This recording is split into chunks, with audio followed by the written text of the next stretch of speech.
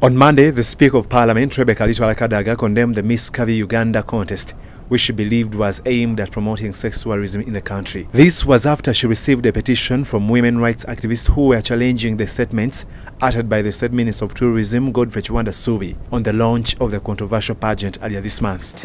Anything that would point to Uganda promoting sex tourism, I think it's not acceptable, because you cannot say that people should come and see the big buttocks of Ugandan women.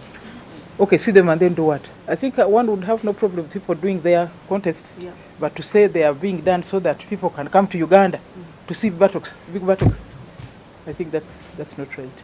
Kadaga's criticism did not go well with Miss Curvy pageant organizers, who today moved to meet her and correct the negative publicity about the contest which the speaker had consumed. Anne Mungoma, the executive director of Miss Curvy Uganda, informed the speaker that the pageant has no immoral intentions, as it has been vulgarized by some members of the public. She also refuted claims that the minister demeaned women at the launch and dared anybody with such recording to table it.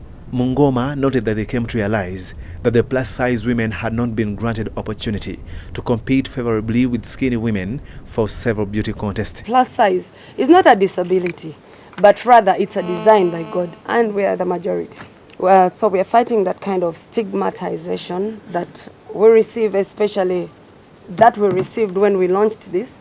And we are saying ladies are going to come up and showcase that beauty is not about a particular size. And we faced a lot of criticism from gender activists, religious leaders, political leaders, and other members of the public, which was okay. We felt proud that we can have our Miss Curvy be a point of discussion in Parliament, because we really wanted these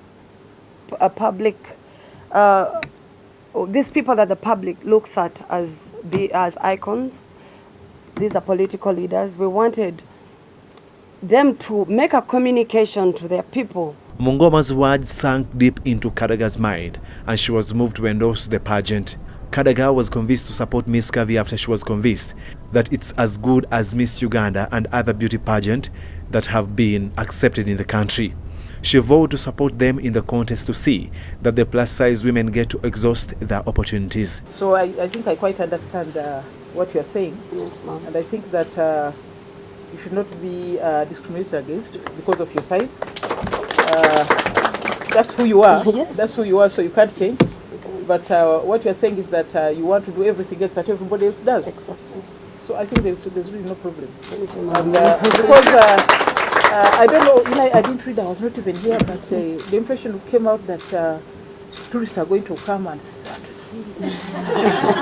I said, how? Where are they going to find them? I think that was the misconception. Yes. But I'm glad that you clarified it.